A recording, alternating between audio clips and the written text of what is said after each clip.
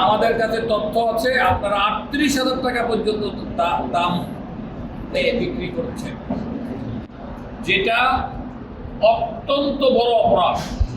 এবং কে বিক্রি করেছে সব তথ্য আমাদের কাছে নিয়ে আসছে, কার কাছে বিক্রি করেছে সব তথ্য আমাদের কাছে আছে।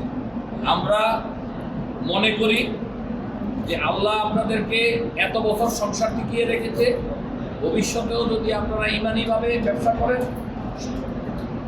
আপনাদের সংসার সুন্দর চলবে। আর যদি যারা মুনাফার জন্য ব্যবসা করবেন তাদেরকে মনে করব ফেজিবাদের দোষর, একদম কমপ্লিট কথা, ফেজিবাদের দোষর। তাদের ব্যাপারে জিরো টলারেন্স প্রশাসন এবং আমি নিজে। সরকারের সদিচ্ছা আছে, আপনাদেরকে সহযোগিতা করবে। আপনারা এই তেল নিয়ে যেন কোনো রকমের কোনো বিভ্রান্তিকর অবস্থা না হয়। আপনাদেরকে যদি কেউ আপনাদের কাছে অবৈধভাবে তেলের জন্য আসে আমাকে ফোন করবেন, কাউরে ফোন করার প্রয়োজন নেই, সরাসরি আমাকে ফোন করবেন। আমি যদি ফোন না ধরি আমি যদি পার্লামেন্টে থাকি আমাকে SMS দিবেন, আমি পার্লামেন্টে না থাকলে সকল ফোন ধরি, আমাকে SMS দিবেন যে ভাই আমি অমুক, আপনি আমাকে একটু ফোন করেন দয়া করে, আমি অমুক তেল ব্যবসায়ী।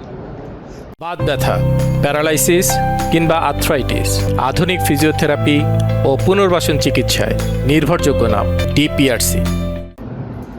আমার মনে হয় আমি আপনাদেরকে ক্লিয়ার করতে পেরেছি।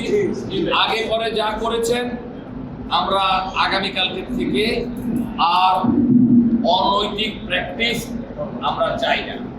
আর যে ম্যাজিস্ট্রেটদের কথা বলেছেন ওনারা সরকারের বিধিবিধান খুব ভালো করে জানেন, ওনারা সরকারের বিধিবিধানের মধ্যে থেকেই ওনারা কাজ করেন।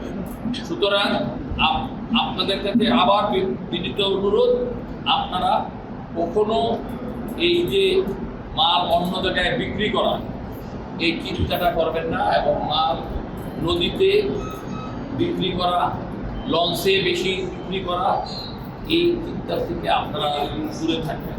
আমি চাঁদপুদ্দিনের সংসদ সদস্য হিসাবে প্রশাসনের পক্ষ হয়ে আমি বলতে চাই আপনাদেরকে, আপনাদের পাশে আমি এবং প্রশাসন আছে, সাংবাদিক ভাইয়েরা আছেন।